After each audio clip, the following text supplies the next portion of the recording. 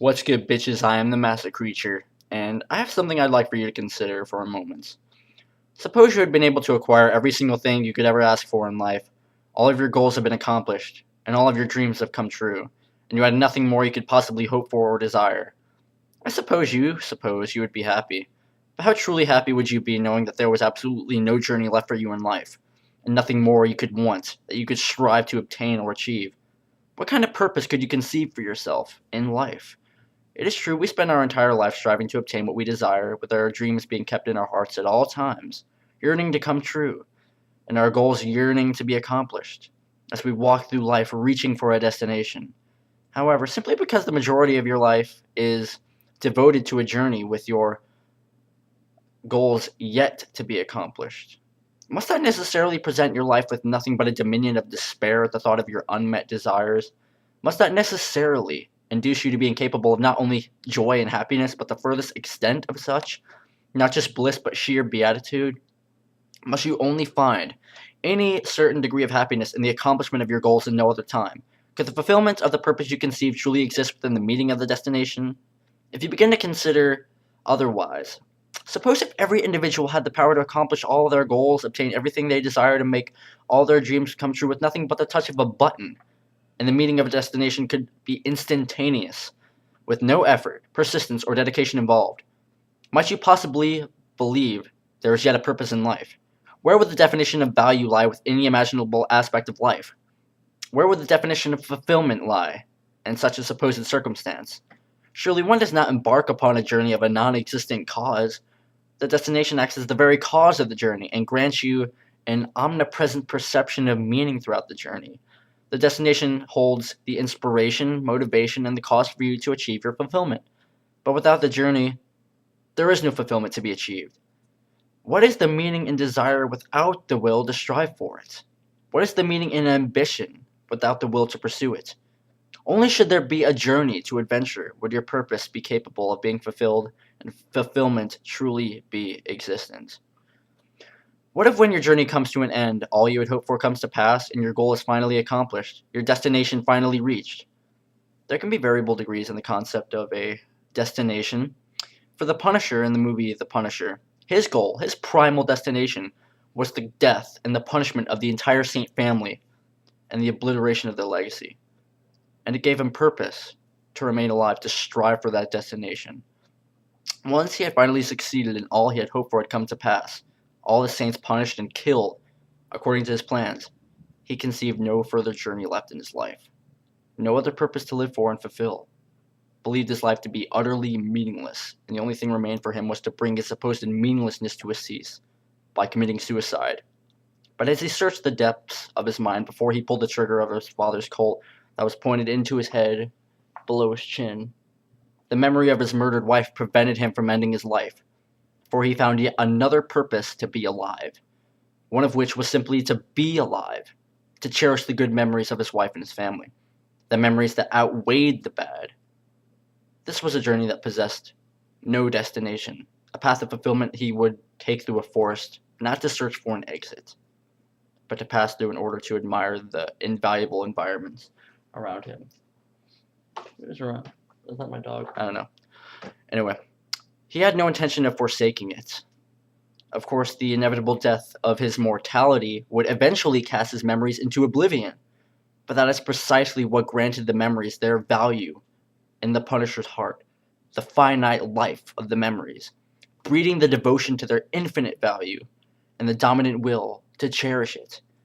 That was a purpose in and of itself, a journey that held no goal, no destination, but the death of his life, a purpose that he did not conceive at first with the meeting of the primal destination of the death and punishment of the Saint family and the eradication of their legacy, but eventually acknowledged at the continuation of his life. Quite simply, a purpose is always there to be found, but whether or not you can apprehend it and whether or not you can employ the will to fulfill it with a journey is entirely up to you. Out of the conception of one purpose brought the procreation of another, one consistent with a journey of no real absolute destination, unlike the journey of the saint's punishment. This newfound journey of the Punisher was simply to dedicate his life to purging the world of those who would do evil to others, and punishing them for their iniquities when everybody else was too incompetent to do so. This is a journey similar to that of Blade's. His journey was to dedicate his life to purging the world of its vampires. In Blade Trinity, Hannibal King once asked Blade to consider the following journey if he was supposedly successful in annihilating all of the vampires of the world, telling him that he did not exactly envision him teaching karate at the local Y. King asked him to consider, and Blade did not provide him with an answer, for it was not a question that could be answered. The very last words of the movie were of Hannibal King. He spoke the words, "His life was a war, and everybody knows the war never ends." Obviously, it's not meant to be interpreted literally in a perception of Blade's life never coming to an end, but King's words were, in fact, pertaining to Blade's dedication of his life, his purpose, and his journey. It was no probable consideration for the following journey of a supposed successful extinction of the entire vampire species, for Blade knew that as long as he drew breath, he would be fighting in this war. That was his journey, and he would go to his death without bringing the entire vampire species to ultimate extermination. And he knew this. There would always be a war to fight as long as he drew breath, but simply because the absolute destination was unreachable, that did not stop him from fighting in his journey every day of his life, for it was a journey that brought fulfillment to his purpose. His purpose was to fight in the war, not to bring the war to an end, and the same applies to the Punisher. He was perfectly aware that he had not the power to eradicate crime, injustice, and evil altogether from the world, but that did not deprive him of his volition to fight for it. The world could not exist without a bad to oppose the good, but the least and the most he could do was to choose a side. Of course, the concepts of bad and good are obviously matters of perspective, and that is an entirely new story in its own, but the Punisher's perspective was that by dedicating his life to opposing the world of crime, injustice, and evil, exemplified by killers, rapists, psychos, and sadists, he was bringing fulfillment to his purpose. It was a journey, with a destination that seemed non-existent, but as I said before, there are different degrees to a concept of a destination, all of which are entirely relative to subjective consciousness. Simply because he had not the power to abolish crime, injustice, and evil from their very roots, he established a destination with every individual person or entity on his hit list. And in that aspect, a destination only signified a new beginning once it was met, another individual path to follow through the journey in its entirety. Once the Punisher succeeded in punishing one person, demolishing one operation, obliterating one legacy, etc., the ambition would only progress to a new individual target and exceed from the next point on to the next point on forevermore. That was the journey. It was consistent with limitless perceivable destination, but the purpose remained unchanged. The journey remained unaltered, for there was no destination that could signify an absolute ending. Unlike the punishment of the saints, one that would induce the Punisher to consider a resolution for an utter lack of purpose, a supposed inevitable meaninglessness, such as committing suicide. The Punisher had no more intentions of committing suicide after any destination, for he understood that his newfound journey he conceived would only continue until his death. And just as he had no intention of relinquishing his good memories to oblivion by a willful death, he had no intention of bringing his volition, his dedication, his devotion, nor his fulfillment to a cease. His fulfillment carried on, because his journey carried on, forevermore with an everlasting purpose. Just as Blade and the Punisher is my favorite movie, by the way, you cannot consider the circumstances of succeeding and acquiring all that you desire until you can desire no more, accomplishing all of your goals until you can establish goals no more, bringing all of your dreams to life until you can dream no more, and venturing to a destination until you can journey no more. For unless you willfully take the life that has been bestowed upon you away, there will always be a journey for you here to embark upon. That is the value of life. An endlessness of a journey. A limitlessness of goals. Things to be, things to do. An infinity of a subjective purpose. All that you would remain if such supposed circumstances came to a reality is just nothing but a speck of meaninglessness in a perpetual anticipation of death.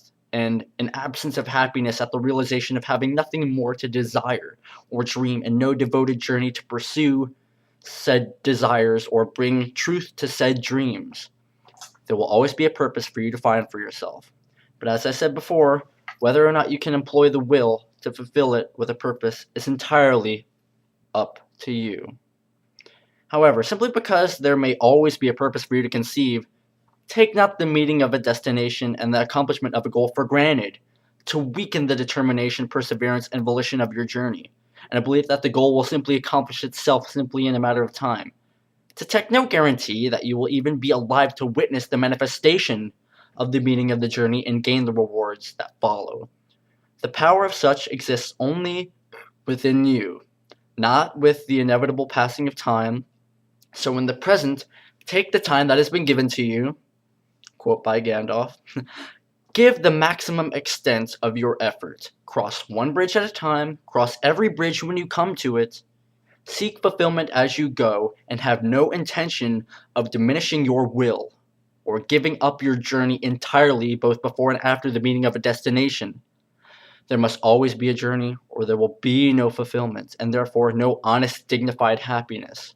The thought of your goal being unaccomplished may not be the most optimistic thought in the world to bring you happiness, but during the travels of your journey, once you should have the sincerity to look upon yourself and feel you are making the absolute most of the present time that has been bestowed upon you in order to make the most significant single step of uttermost efficiency toward your subjective destination, with an accepted understanding of the fact that there is no button for you to push to bring instantaneous accomplishment to your goal, and discover your own subjective, perceivable, progressive truth of the existence and reality of your power, with solemn faith in its capability to bring you to your destination with a gradual process of dedicated time and effort.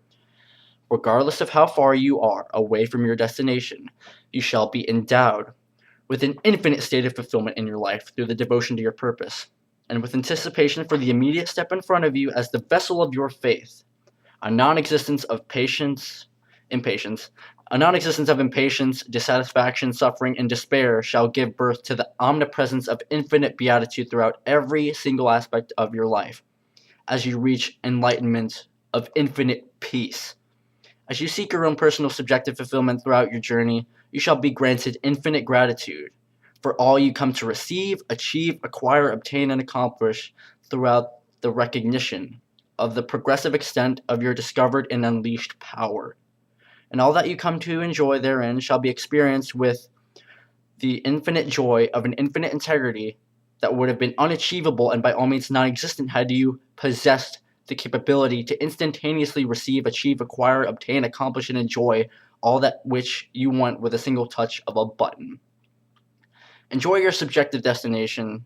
Establish your own subjective destination, if you will, within your journey, but never come to believe that the journey shall come to an end thereafter. If you wish to live and not simply exist, look down at your feet and see that this endless journey will initiate and progress with merely a single step.